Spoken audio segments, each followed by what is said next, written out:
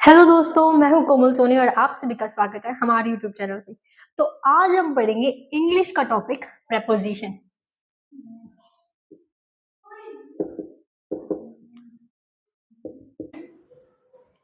Which relates to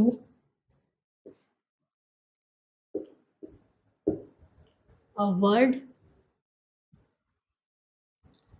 to another word.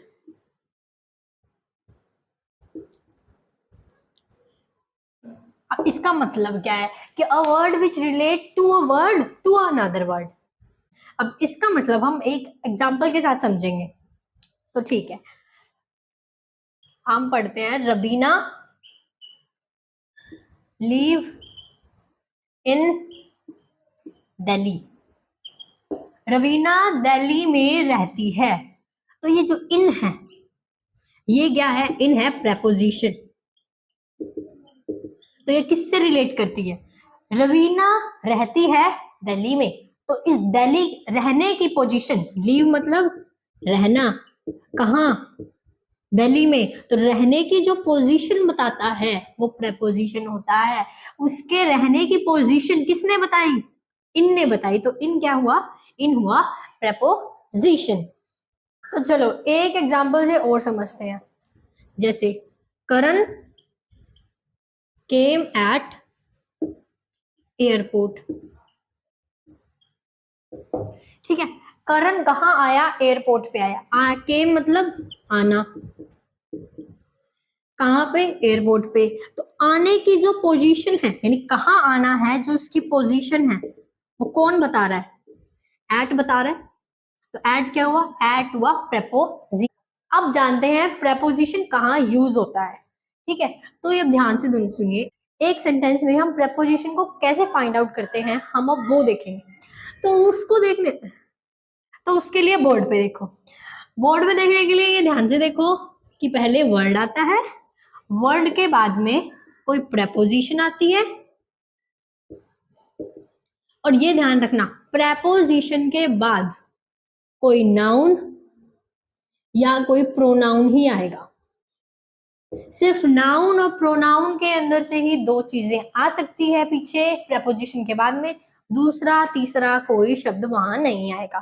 सीधी सी बात है, preposition के बाद क्या आएगा?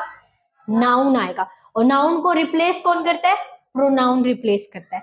यानी किसी का नाम, जगह का नाम, कुछ भी चीज का नाम हो जो तुम देखते हो, आज में जिस भी चीज का नाम देख रहे हो वो सारे नाउन है। तो वो ही नाउन आएंगे प्रेपोजिशन के बाद। ठीक है, अब मान लो एग्जाम्पल देती हूँ, तुम्हारे आगे आ जाए इन लाउडली, गलत है। ओन स्पीकिंग, गलत है। अब मान लो अंडर टॉकिंग, गलत है। इस तरीके की चीजें गलत है, क्योंकि इनके बाद क्या आ रहा है? लाउडली। लाउडली क्या है? एडवर्ब है। ऑन स्पीकिंग, स्पीकिंग क्या है? वर्ब है। अंडर टॉकिंग, ये क्या है? वर्ब है। और वर्ब एडवर्ब कुछ भी नहीं आ सकती है प्रपोजिशन के बाद में। आएगा तो क्या आएगा? नाउन आएगा, और उसको रिप्लेस करने वाला वर्ड प्रोनाउन आएगा। वर्ड से मेरा मतलब है सेंटेंस के अंदर जो शुरू में नाउन वर्ब जो भी आते हैं ना, उन चीजों से। ठीक है, प्रपोजिशन से पहले, प्रपोजिशन से पहले तो adverb, adjective, verb, noun, pronoun कुछ भी आ सकता है, पर बाद में नाउन और प्रोनाउन में से दो में से बाद में नाउन और प्रोनाउन ही आएगा। ठीक है, अब जानेंगे इन और एट के अंदर डिफरेंस। ठीक है, इन कहाँ यूज होता है, एट कहाँ यूज होता है। ठीक है, तो ये देखो, इन होता है बिग प्लेसेस के लिए यूज। हम जब किसी बड़ी जगह पे होते हैं, यानी मान लो बड़े शहर में होते हैं, बड़ी जगह पे होते हैं, तो क्या यूज करते हैं? इन। लेकिन छोटी जगहों पे होते हैं तो क्या यूज करते हैं? एट।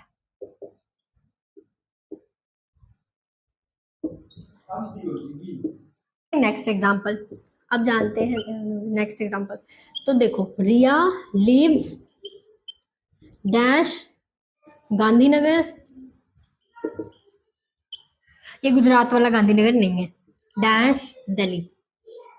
ठीक है, तो अभी देखो दिल्ली के अंदर गांधीनगर नाम का प्लेस है, तो रिया वहां रहती है, तो गांधीनगर क्या हुआ, छोटा प्लेस हुआ, दिल्ली क्या हुआ, बिग प्लेस हुआ, तो गांधीनगर के लिए क्या आ जाएगा एट, दिल्ली के लिए क्या आ जाएगा इन।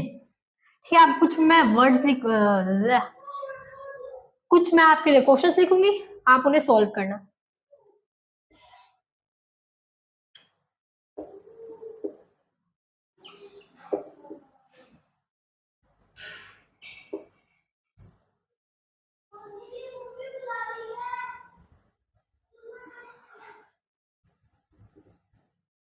ओके, तो आप ये सॉल्व करोगे। एट लास्ट आपके लिए एक होमवर्क है, एक question, I am going dash my home. Okay, तो आपको इसका आंसर देना है।